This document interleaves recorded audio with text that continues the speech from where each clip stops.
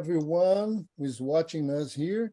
So today is June 16th, and the Tai Chi Without Borders project is here to talk with Angela and Bill Douglas, the founders of World Tai Chi and Qigong Day.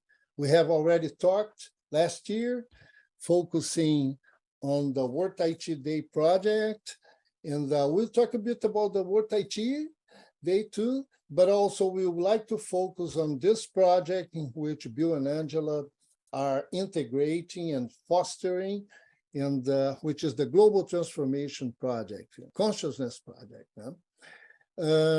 All right, so we are here. We are the Tai Chi Without Borders, four of the founders. That's Levis List, a journalist from the south of Brazil, Esteban Ribeiro, who is an artist and a teacher of Tai Chi and Qigong, Chen style in Rio, and Cheng, who teaches the Yang style here with me too. I teach the Yang style with Cheng here in Niterói, who is across the Bay of Rio de Janeiro. So, Bill, it's so good to see you here again. And I'd like to ask you a first question. Let's start with the Tai Chi Without Borders question we did you last time, talking about the World Tai Chi and Qigong Day. So how was it this year? And people who want to know more about the foundation, when we edit the video, people will be able to see the link to the first interview here on the screen. So you can talk a bit about this, please, and Angela too, and tell us the news about this year's Tai Chi Day. It was great in Brazil. I sent you the video. There was this beautiful event in São Paulo. Next year is going to be in the capital, Brasilia. And also, I mean, there were several tens of events all over Brazil, but the Tai Chi Without Border promoted this event in São Paulo. I sent you the video that was prepared. So I'd like to hear about that. Nice to be with you. Thank you very much for accepting our. Thank you. We're really honored, and we've really been looking forward to it. Tai Chi Without Borders is a beautiful project, and we had a great 2023 event. It's like we can see Tai Chi and Qigong and, the community in general, kind of coming back, bouncing back. And there were just so many beautiful events. And, the thing that we were the most proud of is we're, different events around the world are getting international media attention. And so I can't remember, I think it was Xinhua News Agency Television that covered the event in Tunisia. Yeah, that's right. And so we've gone through all the media coverage that everybody's gotten, and God knows there's been a lot of media coverage in Brazil because of the Brazilian World Tai Chi Day events. And so one of the things that we did when we first started the project was we essentially used the website worldtaichiday.org to provide all the information to explain to other Tai Chi and Qigong teachers and schools and organizations around the planet how we organized an event. And then we collected all the medical research on Tai Chi, Qigong, and now it's on mind, body as well, yoga, meditation, and mindfulness.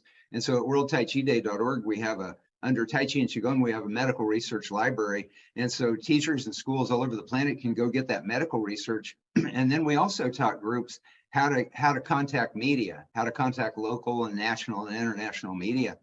And so all that unfolded. And so we didn't really create World Tai Chi and Qigong Day. We created a how-to guide, and then the world created World Tai Chi and Qigong Day. So it was this real, kind of organic thing that, I think all of us around the planet realized, hey, it's time for people to know about what this stuff does.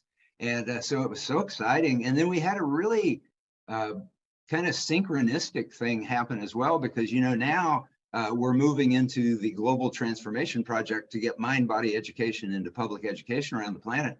And the Indian, one of the Indian events in India, in Asia, they sent us a video, and they had like it looked like a whole class of public school children, age children, and they all knew how to do the Chen long form. And so they sent us the video, and so it was so exciting to see, you know, because that's the thing that we've come to realize is that mind body is already in public education around the planet. It's just that it's only being offered by visionary teachers. And so that's why we want to get the United Nations resolution with the science behind it.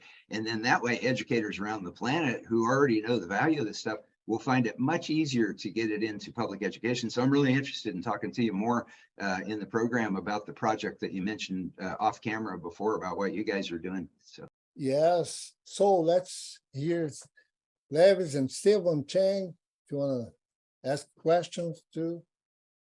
It's been a pleasure to be here with you, Angela and Douglas again. It's very nice. So,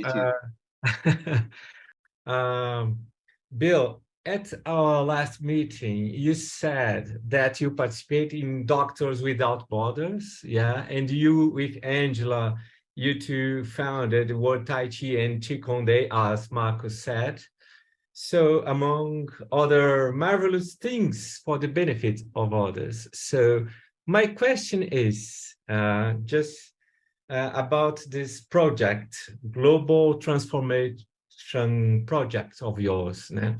What do you consider the best accomplishment to get this after you explain what it is? Mm-hmm. And what is the major weakness or barrier you think about this project? And the third question, what are the strengths of this project? Beautiful. Yeah, thank you.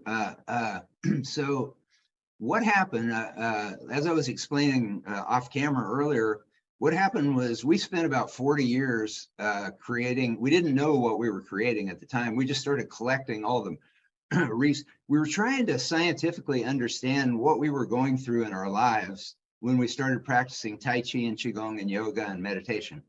Because, you know, you start having a lot of experiences. And at that time, nobody really understood it other than from an Eastern kind of esoteric way. It wasn't a science way. But over these 40 years, there's been a ton of science. And so we're the first generation in human history to have all this science behind mind body, and it's massive. And so as we were collecting all this science, and then the science that showed that it could make people's IQs higher, that it could increase their verbal fluency, their math proficiency skills, their focus and their immunity, reduce stress, anxiety, depression, you know, insomnia, all these things that, you know, school students are dealing with, you know, major issues and benefits that would profoundly change the educational system. And so when we were finishing the book, it's the new second edition of the Gospel of Science, and I'll get into the title of that in a second. Mind-blowing new science on ancient truths to heal our stress lives and planet. And so what that, when we were finishing it, we decided to put in there a vision of the Global Transformation Project. And that's exactly how World Tai Chi Day started, because we were writing the Complete Idiot's Guide to Tai Chi and Qigong, and we put a chapter in there called World Tai Chi Day. And that was before it was really World Tai Chi Day. It was a vision that we had, and so we put it in the book. And so we did the same thing with the new second edition of the Gospel of Science. We put a chapter in there called Global Transformation Project, because it just became so obvious that this, if we had this in public schools, it would solve so many problems on so many levels in society, save trillions of dollars year after year. And so then as we were developing the Global Transformation Project, what we did first was we started getting allies to support it. And so we got top scientists from Harvard, Princeton, University of California, University of New South Wales in Australia, and we pulled together a global coalition of scientists, education experts, health experts, and mind-body experts to back this. And then we decided to on getting a United Nations resolution to advocate mind-body education for public education worldwide. It wouldn't be mandatory for any country, any school, or any student. When we teach in public school, we always ask to have a study hall or some option where the student can opt out if they want to. So it's not mandatory. We don't try to force anybody to do, because you can't force somebody to do mind-body practice. You can't let go and go into alpha state if you're being forced to. But we do it in public schools, and we've only had one kid, I think, in all the years that we've done it that opted out. And he was really sad that he did it when he came back, because all the other kids were in a state of awe, because they'd gotten such relief from it and, kind of an experience from it. And so the reason that we decided, one of the reasons we decided on the UN resolution is because during the research for the book, we found out that the United Nations General Assembly had in 2015 passed a resolution proclaiming the International Day of Yoga. And the International Day of Yoga was passed by a record number of co-sponsoring nations. It had more co-sponsors than any UN General Assembly resolution. That shows you how ready the world is for these kind of solutions. And so then we realized, oh, we could get a UN resolution for this. Then it would educate educators all over the planet about this science. And when they see that they could have students with higher IQs and better verbal fluency and better math proficiency skills and better critical thinking and creative thinking skills, all the myriad things that this stuff does, it's gonna catch fire. Now, while we're doing it, what we decided is we have to have at least 100,000 signatures on the petition. So if you go to globaltransformationproject.org, you can sign the petition, and then please spread that petition with every mind-body person that you know, because it's going to be, me and Angie have committed. We're going to put in the work. We're going to contact every United Nations mission on the planet. We're going to send them a formal letter. We're going to send them emails, and we're going to call them on the telephone. And that's going to be a ton of work. And so we don't want to just go there and say, hi, I'm Bill and Angela Douglas. Would you guys do a UN resolution? No, we want to walk in there. Really, we want to walk in there with millions of signatures on that petition at globaltransformationproject.org. And there's no reason we can't, because there's hundreds of millions of people around the planet that have benefited profoundly from mind-body practices. Now, the most important question that you asked is, what do you see as the blocks? All the structural blocks, all that stuff, we don't really pay any attention to that, because the way that we look at it is, when you look at the science, teaching kids how to go into alpha brainwave states, and that's what the big five, Tai Chi, Qigong, yoga, meditation, mindfulness, they've all got a ton of science. They can teach kids how to go into alpha state. That's where the magic happens. That's where all this stuff happens. And so the way we look at it is just pure science. The science shows if we can teach kids, what we're suggesting is an hour a day, kindergarten through 12th grade. So with kindergarten, you'd start with like animal Qigong, playful things, fun things. But you're teaching them how to breathe and become more mindful. And then as they go through the process, get more sophisticated. By the time they're seniors in high school, they'd be high level Tai Chi and yoga, yogis and all that stuff. They'd be mind-body masters. So the way that we look at it is, it's just pure science. We know that if we can teach kids how to go into alpha state, there's really cheap technology that schools could have where they could actually see whether they're teaching their kids how to go into alpha state. And when they do, they go into that most natural state, and that's where their brains work the best, and they work more elegantly in gamma wave consciousness, and they're more creative, and they see bigger opportunities. So what is the stumbling block? Well, okay, one thing I will say is, as far as the United Nations, when I mention it, a lot of people think in terms of the bureaucracy of the United Nations, because I think everybody's a little bit wary of bureaucracy in general these days. But that's part of the genius of what we're going to do. We're not going through the UN bureaucracy. We're not writing a letter to the World Health Organization. What we're going to do is we're going to take it to the people. We're going to take it to every single United Nations mission in the world. And we're going to start with the 177 nations that co-sponsored the International Day of Yoga. And so, but what is the block? You asked, what is the block? The only block that what I've come to realize is the block that's going to either make this, stop this from happening, or possibly make it happen if we can become aware of the block. Because I've had conversations with people that have been my allies for decades with World Tai Chi Day organizing, and they only saw why this couldn't happen. And so what I've come to realize is, and these are people that I thought would be my greatest allies on the Global Transformation Project, But so what I've come to realize, and what I tell them when we have these conversations, is the battle that we're fighting is not out there. The battle is right here. If we can look at this science and acknowledge that it's literally insane that this mind-body science education is not part of public education. And that's why the motto of Global Transformation Project is it's time to use science in public education. And so we're just approaching it. This just makes it such incredible common sense. There's no argument not to do it. There's absolutely no reason not to do it. And it would save the world trillions of dollars. And so the big challenge that we're having right now at this stage, because it's going to go through stages, but at this stage, the biggest problem isn't the structure out there in the world. The biggest challenge is getting the mind-body community to find their esteem and start admitting that these things are life transformative things, because we've all experienced it. That's why we still do this stuff. We have all transformed our lives with this stuff. And there's a mountain of science that shows that this could be happening with children all over the planet. And so as a global mind-body community, we have to let go here and admit the obvious, which is that it's crazy that we don't have mind-body education in public schools.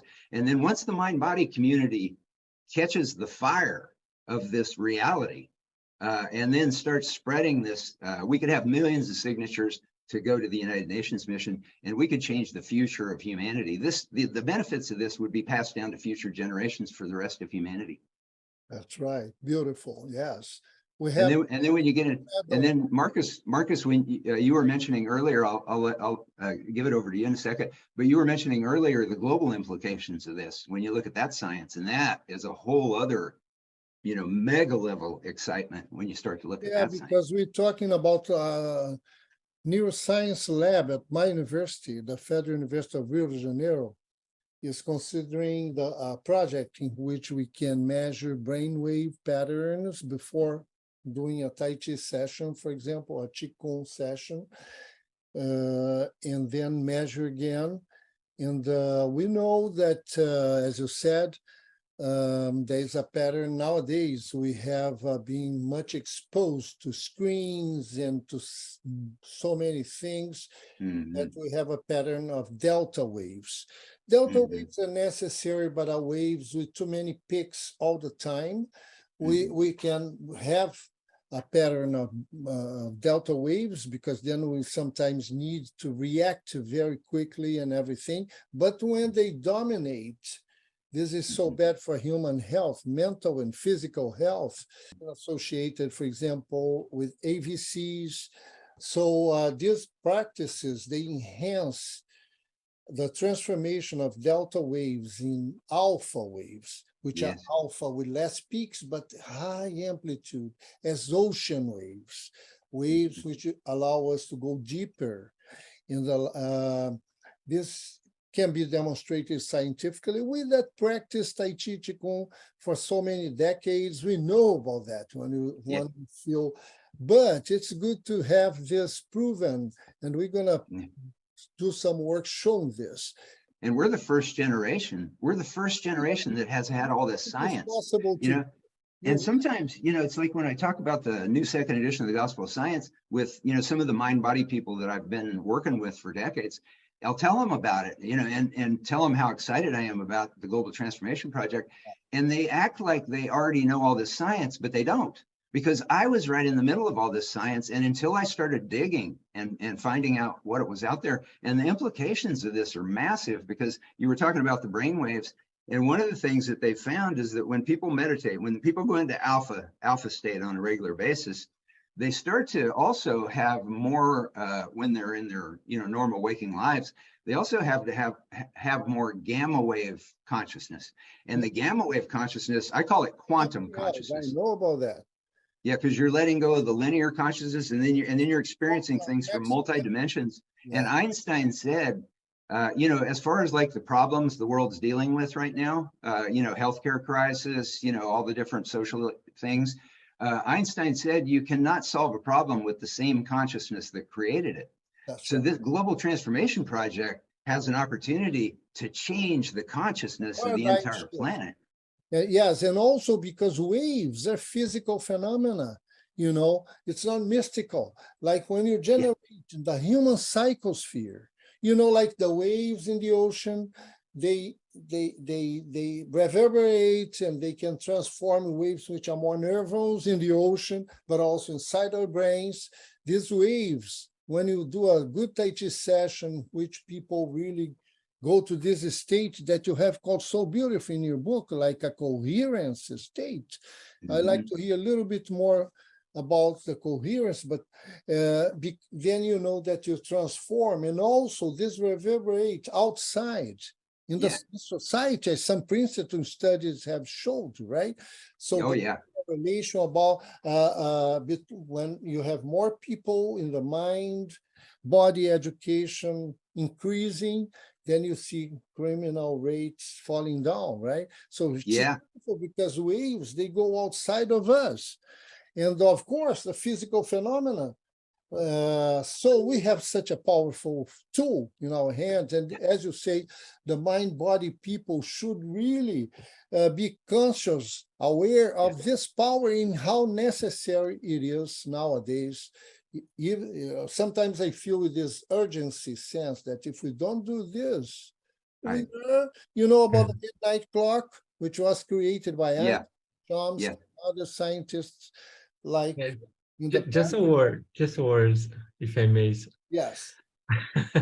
Thank you, Marcus. Oh, this serves to resignify things, enlightening. It's amazing points of view, for sure. Thank you very much for your words, Bill and Marcus. I'm afraid I've got to go now.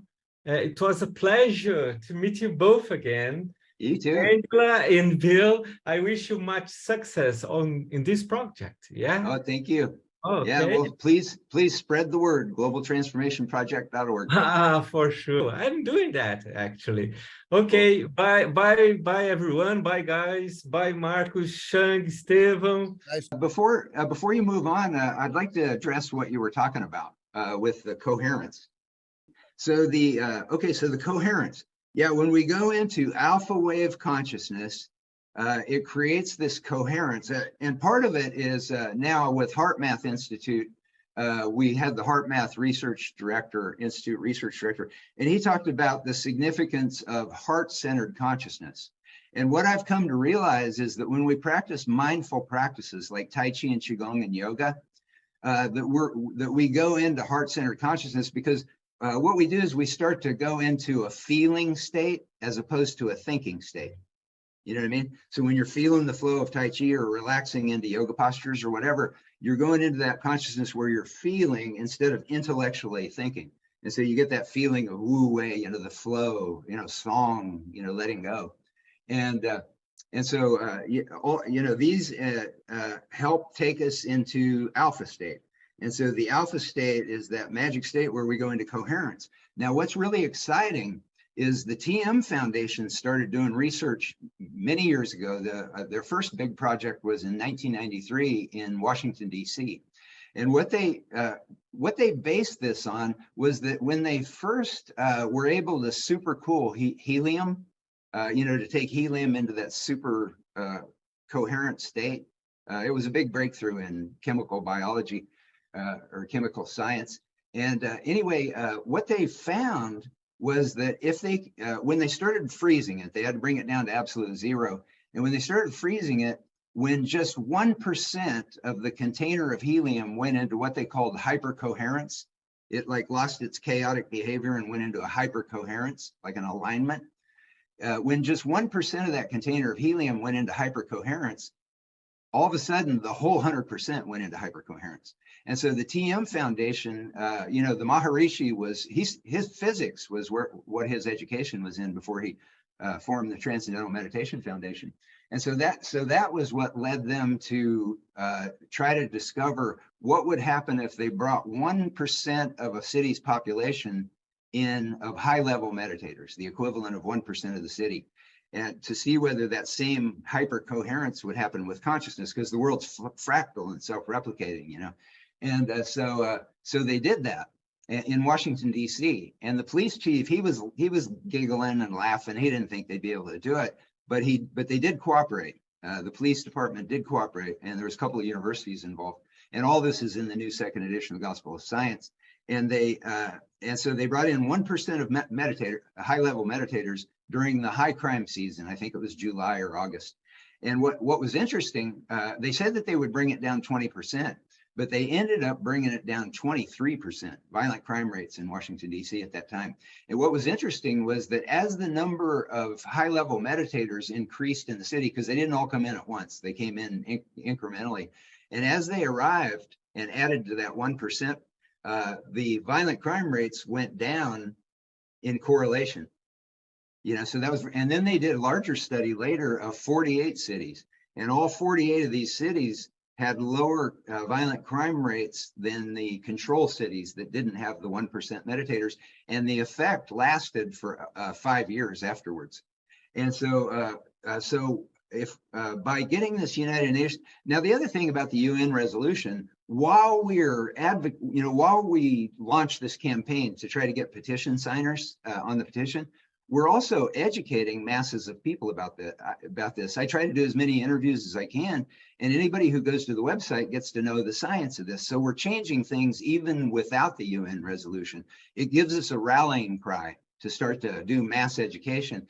But then when we get the UN resolution, even if a lot of countries on the planet don't adopt this, say that we only add 100 million new meditators to the planet.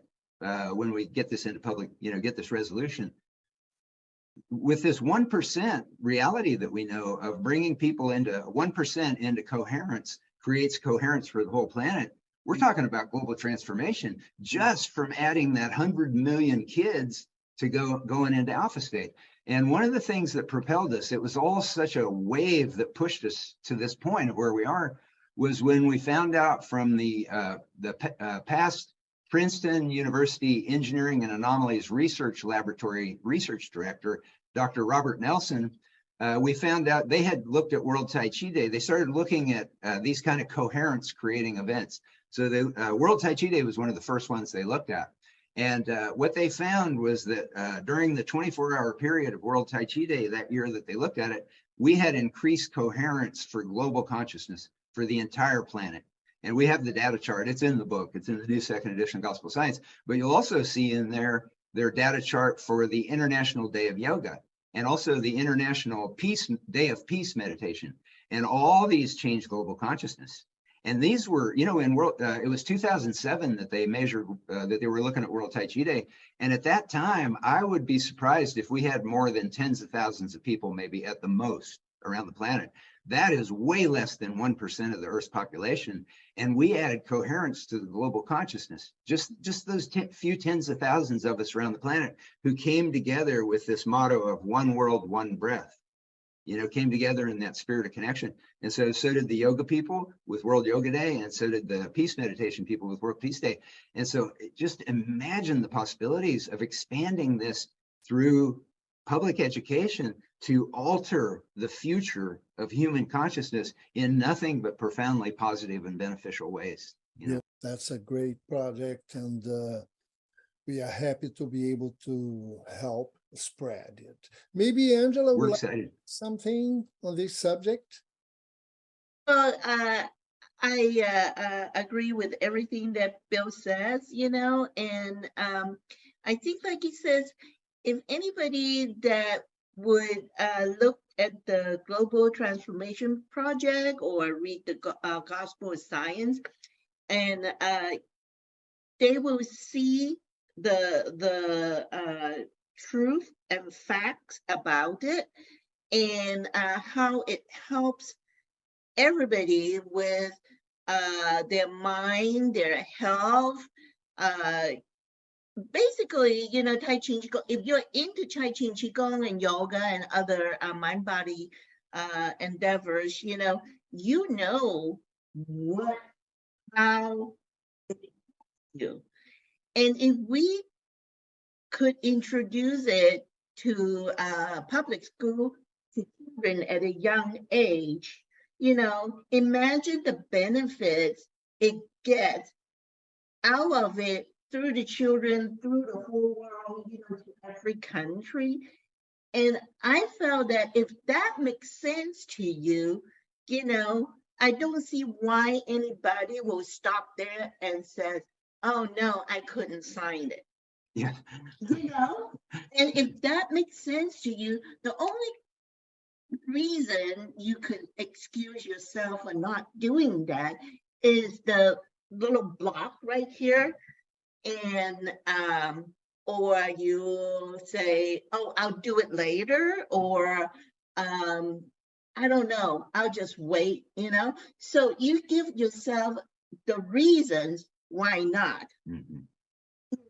But if all that makes sense to you, I could only see that you would go right to the Global Transformation Project and sign that petition. And like we tell everybody, we're not asking you to give us a penny. Yes. We just ask you to lift up that pen and sign it. And it doesn't hurt you. It doesn't hurt anybody. Why wouldn't it make sense to do that, to promote that and help the future generations, to develop that skill and be beneficial to the whole world? Beautiful. Yes. I remember, you're talking about, I remember the first interview, Angela, you said that Tai Chi was so natural for you, even as a child in your neighborhood in China, right? It's a practice which was spread in society, and that has helped so many people. Thank you, Angela, for what you said. Let me see Esteban and then Chang. Yes, I hear you all of this, and I see we are talking about the big picture, and we dealing global is when you use the word global, it's already a big picture.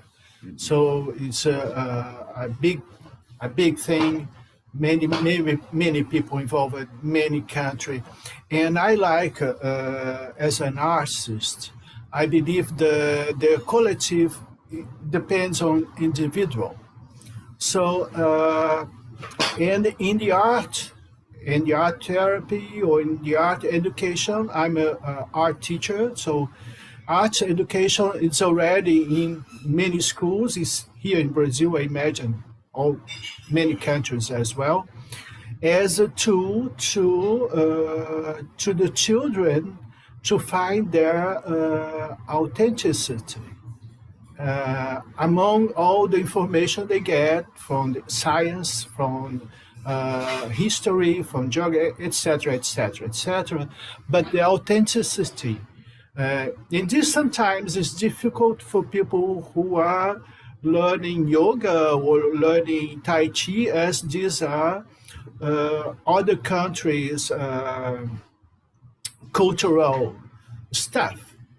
So it's just, as for Angela, it was so natural because she grew up in such an environment, and for people in the West, not as much easy. Of course, mindfulness and meditation are more universal concepts than yoga, Qigong, or Tai Chi.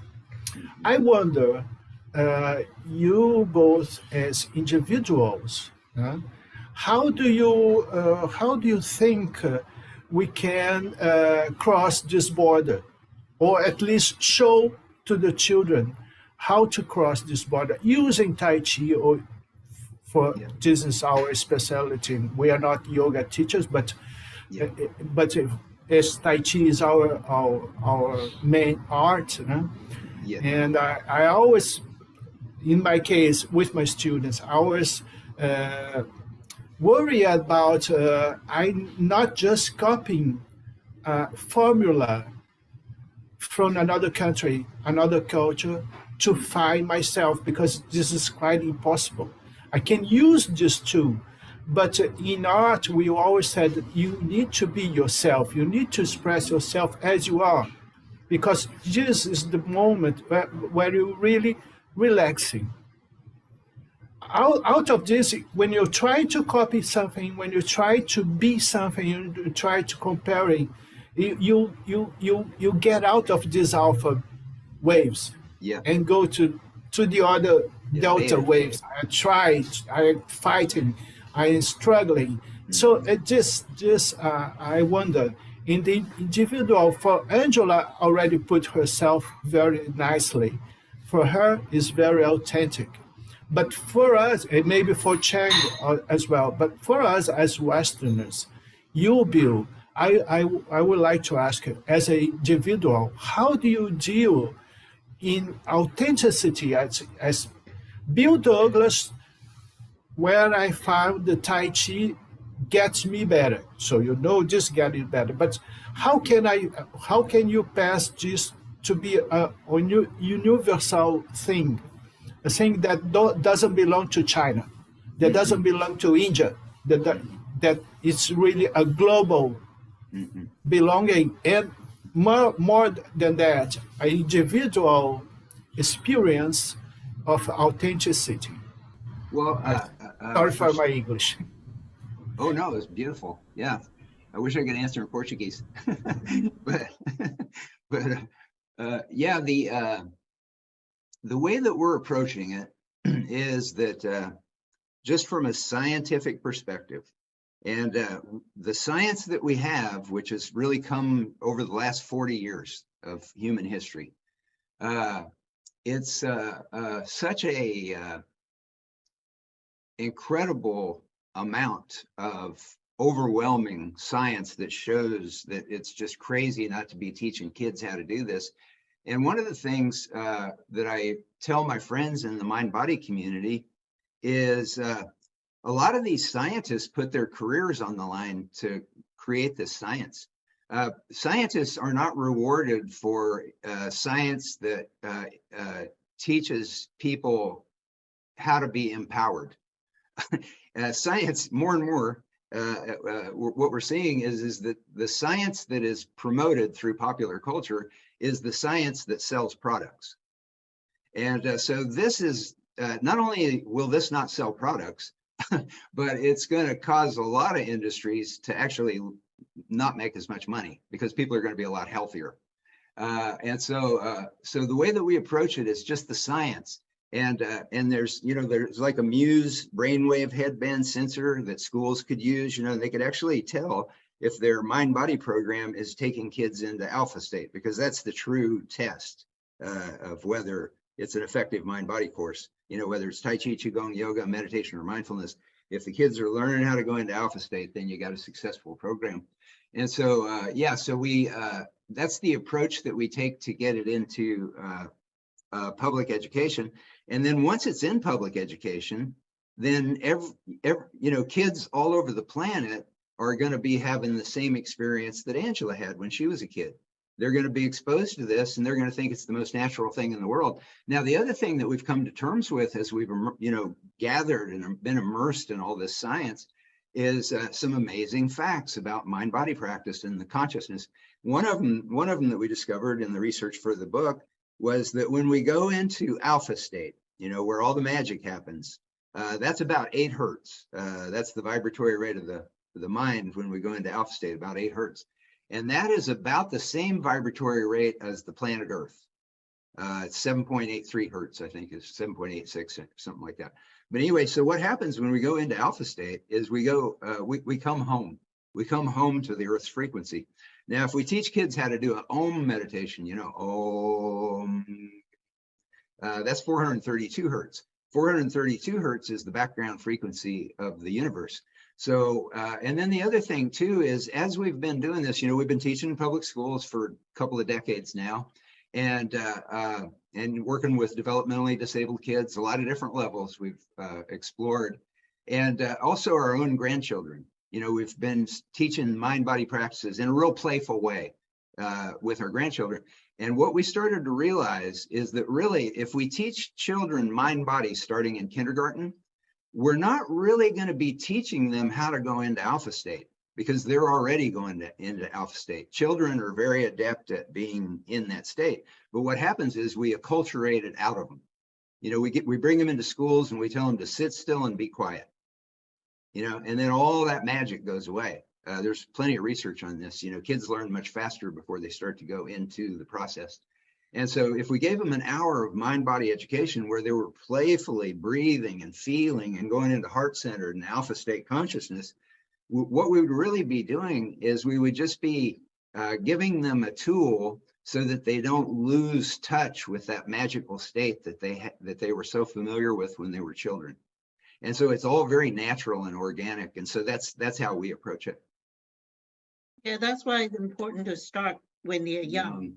You know, you start them young and it's like playful, you know, and they develop that feeling that they get, and they would want to stick with it, you know. Yeah.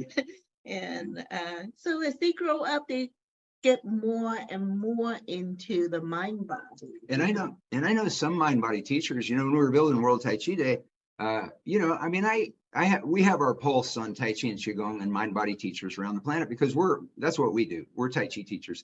You know, we don't make money off of these global things that we do. We do them because we want humanity to, you know, reach its full potential. But no, we're just Tai Chi teachers, just like everybody else. And so I know when we bring this up, I know there's mind body teachers around the planet that are thinking, wait a minute, what are they trying to do? Put my yoga studio out of business? You know, no. Like Angie said, when these kids graduate from high school, they're going to be looking for mind-body classes.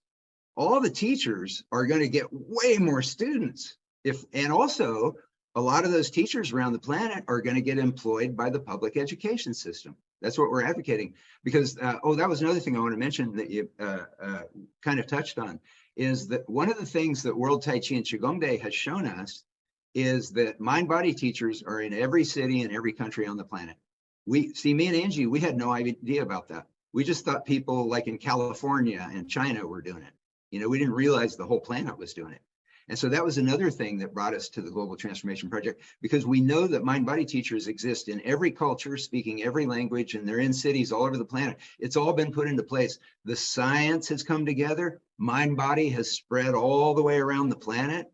And then the UN just passed the International Day of Yoga. So here we are at this epic moment in history where we could actually expand this into public education around the planet.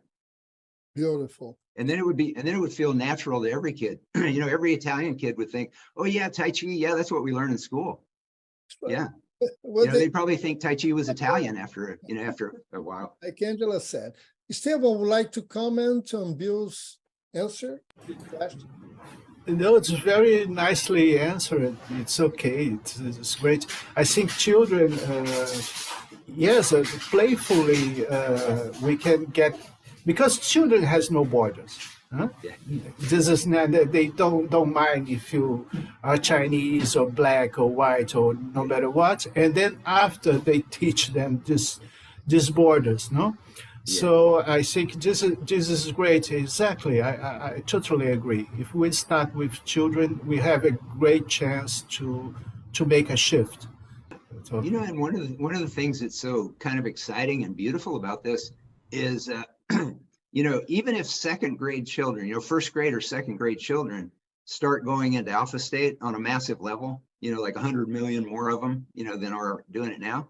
What the research shows is that those children would have a profoundly beneficial effect on the planet, because like Marcus was saying, brainwaves don't stop at the brain. You know, the consciousness goes out, and now we have the science. Science shows that it brings a more coherent state to the whole planet.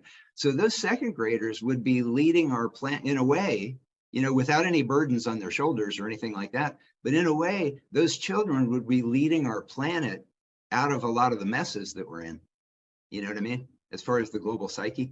Because, you know, most people, they're wrapped up in the mainstream media, and they just think the world's going to hell in a handbasket. You know, they think crime's out of control, you know, and all this stuff. And it's just not true. In the Gospel of Science, they get into all this. Violent crime rates in the United States and many countries around the world are actually at 40-year lows. But most people don't know that. They think violent crime is just, and over the last 40 years, what has happened? Mind-body practices have spread all across the planet in 40 years. While violent crime rates have gone down for 40 years. No coincidence. You know, the science shows no coincidence. So, you know, we're talking about emptying our prisons. You know, I mean, it's just the possibilities. Our teacher, San Jaime, used to say, with the power of the mind an intention, which is in Chinese. Sorry about my Mandarin, but yi, maybe you can pronounce yi, yi, qing. If you use your mind intention on your qi, you learn, and then you use the alchemy of qing. This Lao Tzu. and elasticity, which empowers you and gives you this state of well-being that you know very much when you practice Tai Chi, right? You produce qing, and producing qing is cumulative. You produce more and more, gives you so much power and attention, concentration. Even you can improve the work areas when you come. If you know about this, you can improve the feelings and the emotions and the tensions, because you can use the qing and externalize. So it's so powerful and give us so much hope. Let me ask Cheng to also, we still have a few more minutes as we planned. So Cheng, please. Hi, so it's very nice to have you here with us in with the Tai Chi Without Borders. Very nice to see you again, and thank you for taking time to talk more about this global my global transformation project. And it's just as you were speaking, I was just thinking that, well, you've been focusing on the mind-body education and mostly speaking about kids in school, right? The little kids, and practicing that, bringing that into a practice, a routine practice for the little kids to benefit from the mind-body practices.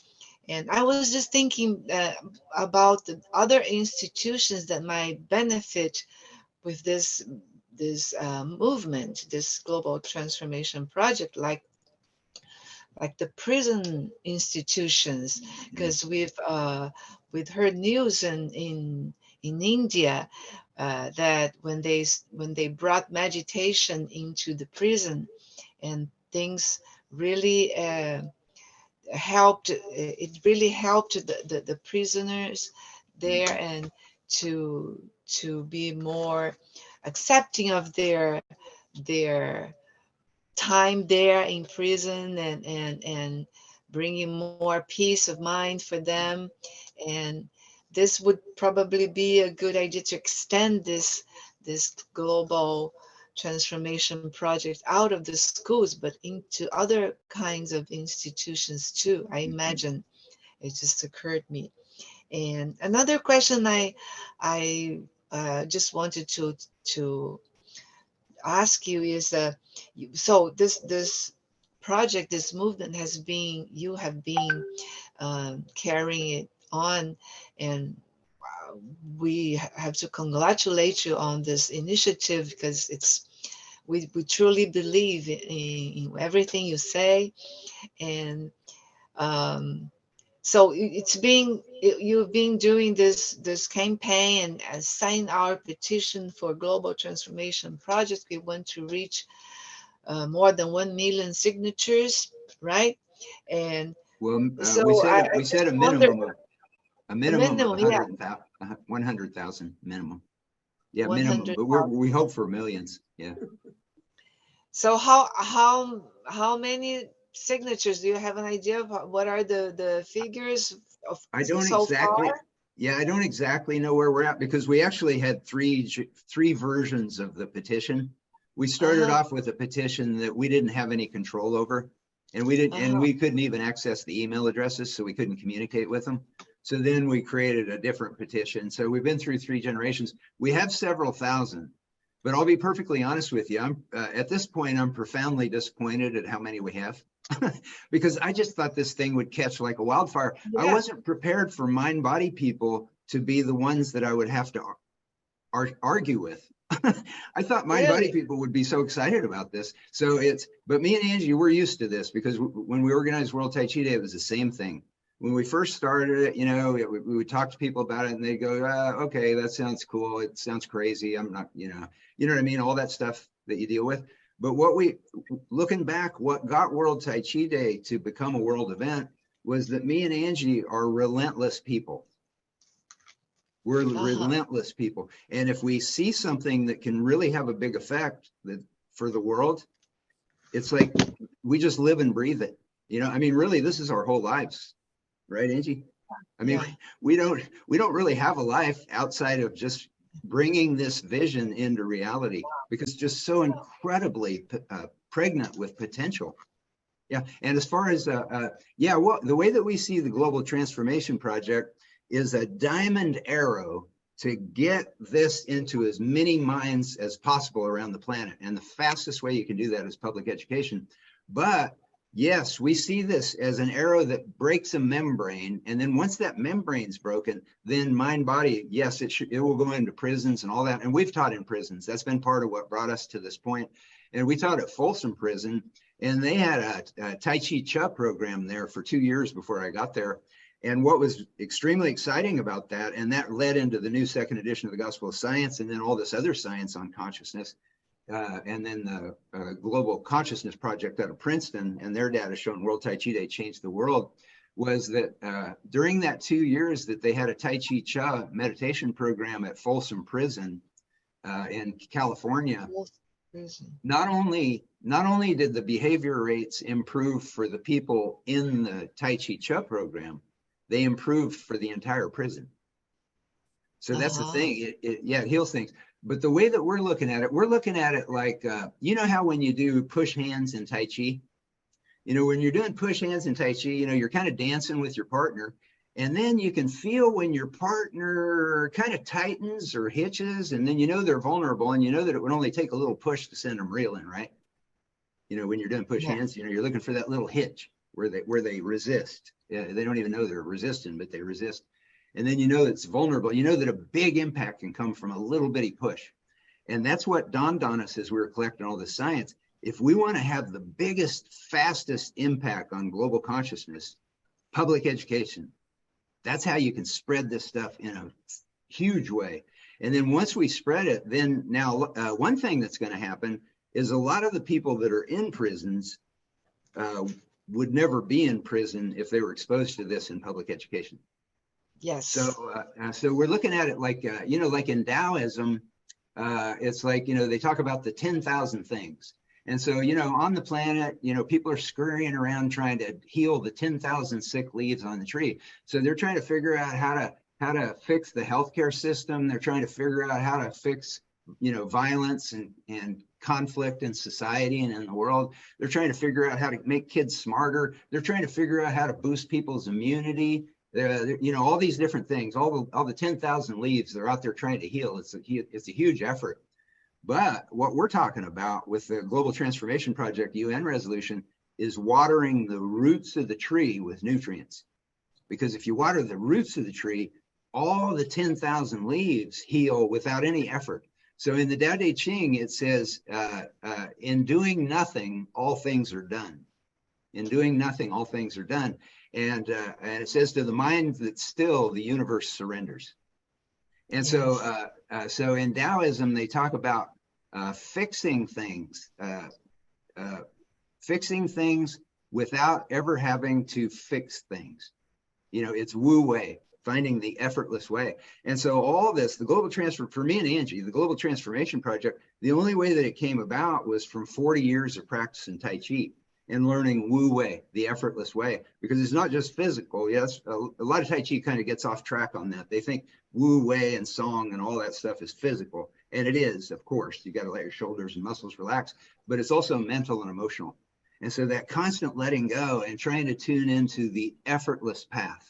And that's what, all that led to us through collecting all the science and organizing World Tai Chi Day and finding out that it changed global consciousness, and then putting all this science together in this book that launched the Global Transformation Project. And so it's that, we're doing push hands with the planet, and we found out there's a little hitch right there. And if we can just give it a little push as a global mind-body community, it can change the planet forever.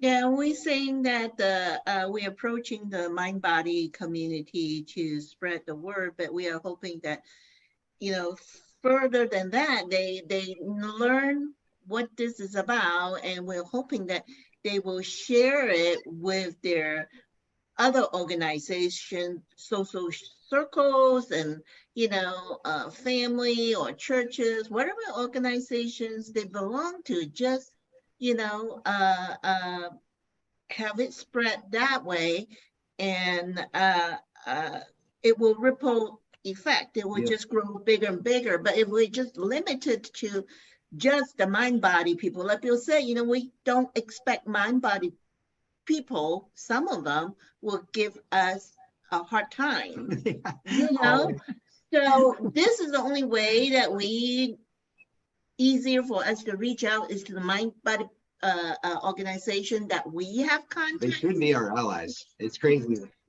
Yeah. Because we don't have the email address for everybody in the United States or the planet. So we're reaching to the people that we know, and if what we're doing makes sense, just like it makes sense for them to be part of World Tai Chi Day, then we hope that they will spread the word through other organizations that they're associated with.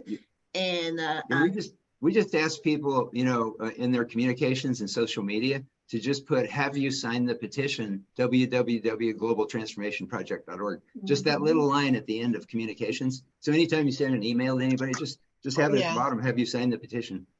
Yeah. Yeah. Well, I have signed it that long time already ago, and I have asked all my students to sign it. Yeah. Oh, good. Yeah. Yes. Did you tell them that, if you sign it, I'm going to give you 1 grade higher than your test score? No bribes, no bribes. Yes, it's just, I'm surprised by what you're saying. What I just wonder, what are some of the counter arguments that the mind body people have for not joining in this movement? I think what I'm seeing personally, to be honest with you, is I'm seeing that the future of the planet and humanity, really what it's coming down to isn't an intellectual thing. It's not all the intellectual wars and political divisions and all that kind of stuff. It's the vibratory rate of human consciousness. And over the pandemic and the lockdowns and all that stuff, that was a hugely traumatic event. And for mind-body teachers, it was really a huge thing. A lot of people went out of business because they couldn't afford to keep their studios open. Fortunately, we teach through hospitals, so we didn't have, overhead and stuff like that. But what I've realized coming out of that traumatic experience is that it kind of beat down our vision of possibility. It gave us a really dismal, constricted view of what is possible for this human race on this planet at this time. And right at the end of the pandemic, when everybody else was just watching the news and just getting more and more depressed about every little thing, what we were doing is we were starting to expose ourselves to all this really tremendously hopeful science and finding out that, no, the planet's not going to hell. Violent crime rates are at 40-year lows. The whole planet is vastly less violent than it's ever been before. And we have and there's a formula in play here that can profoundly expand all these beautiful things that are happening, but nobody sees them on the news. And so what happens is the mind-body people that I have the biggest challenge with, I think is what it is their vision of possibility has just been beaten down for what we went through for the last 2 years. And now as a mind-body community, it's time for us to really go inside and really get back into our practices. So not just teach them, but really start to do them, because that's the only way me and Angie have been able to keep the faith and keep the focus on this and keep the hope and the possibility, because we know it's all true because of the science, but it's really easy to get your faith and your hope beaten down. And so the only thing that's kept us on track is constantly going into alpha state. So really pouring ourselves back into our Tai Chi and Qigong and meditation and yoga and everything. And so the mind-body community, and our challenge isn't out there. It's not, oh, don't tell me, oh, you're never going to get this into public school. Well, how do you know if you don't try, right? Yeah. What's going to hold it back is right here. And that's the mind-body, the science shows that people that practice regular meditation are much more likely to actualize the lives that they would envision. So as a mind-body community around the planet, I encourage all the teachers, just like me and Angie, because it's easy to slip out of your own practice, even though you're teaching. Re-immerse yourself back into your own practice and go into that alpha state consciousness so that the vision of possibility can expand. And when you get into that expanded state on a regular basis, you're going to look at globaltransformationproject.org and you're going to go, yeah, this ought to be part of the planet. You know, you won't have all those blocks up there. And so this is really where, you know, really, if you look back in, you know, the history of humanity, this is where all the blocks really were, you know, all along. Once this opened, then everything out there opened, you know, and we're taught in Tai Chi and Qigong and Taoism that everything happens on a consciousness level, and then it becomes a manifested reality. So this is where the battle is right here. You create your own possibility. You know, if you keep on saying it wouldn't happen, so you go, oh, it won't happen. I'm not just going to participate. You know, but if you see the possibility of it happening, then it will happen. Yeah, and we just remind everybody, you know, we organized World Tai Chi Day. We dedicated our lives to that for 24 years because, you know, most mind-body people who don't know us, you know, they always assume that people have an angle, you know, that we're trying to do something that's going to get them to give us some money or something like that. Well, for 23 years, almost 24 years now, we've organized this World Tai Chi Day, and we never asked a penny from anybody. Now, people have given us incredible gifts. Brazil, Master Wu, and Jose Milton Oliveira, they flew us down to Brazil for the 50th anniversary of Brasilia. And so we've had opportunities to do extraordinary things, but we've never charged anybody or figured out any way to make money off anything. And so people can trust us. We don't have an agenda here, and we're willing to do a tremendous amount of work. We're offering the global mind-body community an incredible gift here and asking nothing of anybody. And we appreciate so much. Thank you. It's an honor for us to be part of it and also help spread this. I believe, of course, as you pointed at this talk, is challenging. There are blocks, but I think we are just near this major, great paradigm shift. And of course, blocks will appear. But I think, Bill, we are reaching through projects such as yours and Angela's critical mass, right? To a point in which coherence is going to become easier and easier. And I think we're there. Not thank you, not just for us, but for the sake of the world, right? Yes. And you know, the synchronicity is what blows my mind. Like when we started organizing World Tai Chi Day, all of a sudden we just started connecting with visionaries all over the planet who felt just like we did. And we didn't know they were there, but I guess we had a feeling, you know, we had some kind of connection that people were ready for it. And now you guys, Tai Chi Without Borders, you guys are doing, looking at educational work, like creating an educational model with mind-body things. And all these things segue with the Global Transformation Project. See what I mean? When the Global Transformation Project becomes a reality, it won't be Bill and Angela's Global Transformation Project because you guys are doing, see what I mean? It's like our consciousness is working in the same directions. Even though all over the planet. Many people in the mind-body community, but there are many beautiful things that have been done. Like in Brazil, for example, we interviewed people in Brasilia who have got Tai Chi and Qigong in the healthcare system, in the public healthcare system that can be accessed with the great results. And we're going to get into education as well, for sure. And it's been really a great pleasure hear you again. And I don't know if people still want to do any final remarks. We are approaching about an hour of recording. So maybe Stefan want to do final remarks. Yes, I would like to thank you so much, Bill and Angela. So nice to have you here again.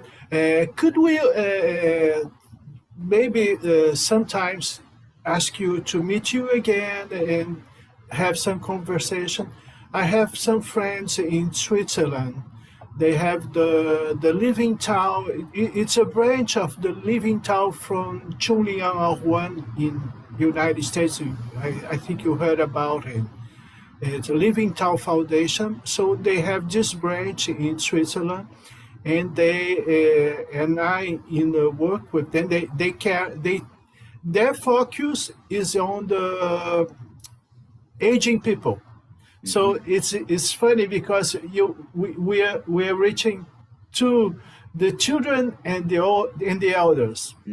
So they working very hard to bring Tai Chi into the insurance medical systems to be supported.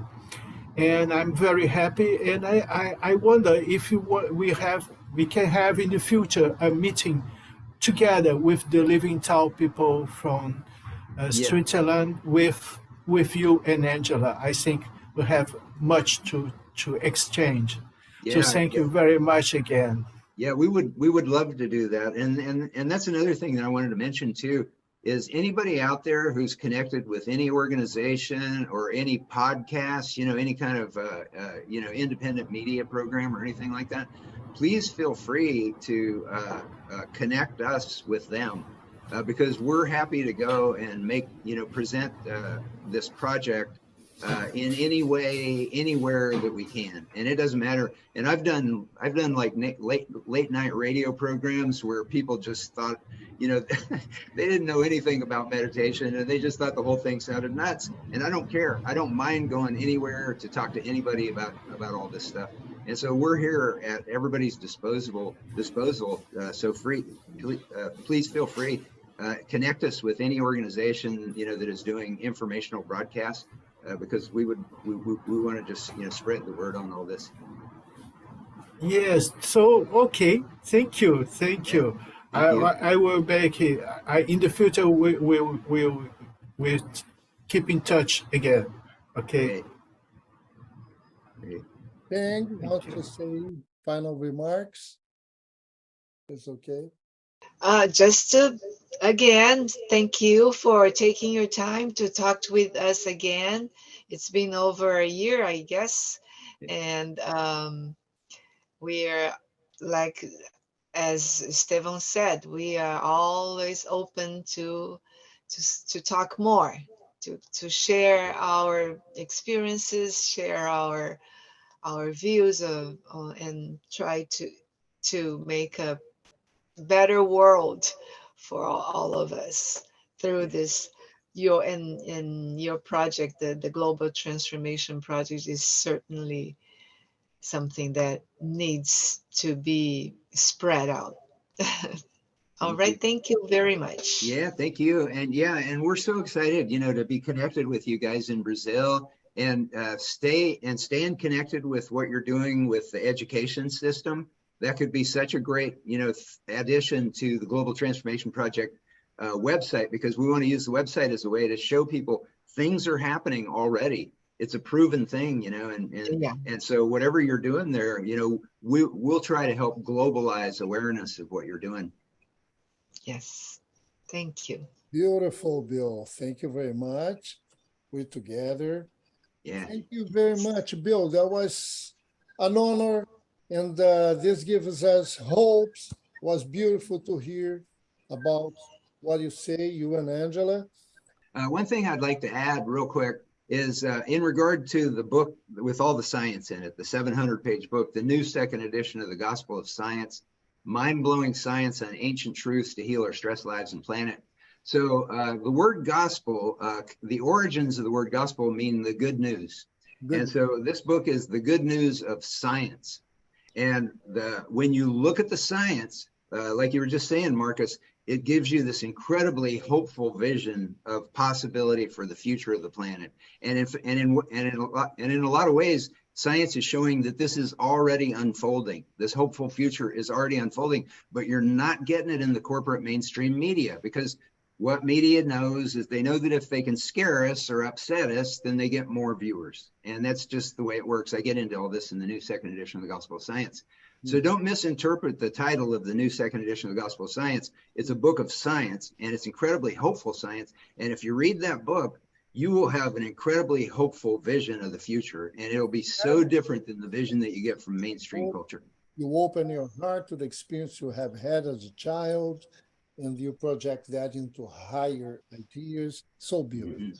Thank you very much. And one last thing, the other thing that the science has found is that our vision of our future is perhaps the largest determinant. There was a huge study done, 20-year study, and our vision of our future is perhaps the largest, biggest determinant of what our future is going to become. So it's really important to spread the word on this hopeful vision, because that changes the consciousness, and then we know that spreads out. And so, yeah, the mind-body community is extremely powerful at this point in history. The science shows us that. And so we really need to start owning up to our power as mind-body people. You know, it's like all these years that we've put into this, it's cultivated a wisdom in us and a possibility in us that we need to, you know, find our esteem and realize just how important we are to the future of the planet. Beautiful. Thank you very much. We are empowered by being here with you guys and all these ideas that were primed, activated, and spread. Let's do it. Thank you very much. Thank you. Yeah, this is great. Thank you so much.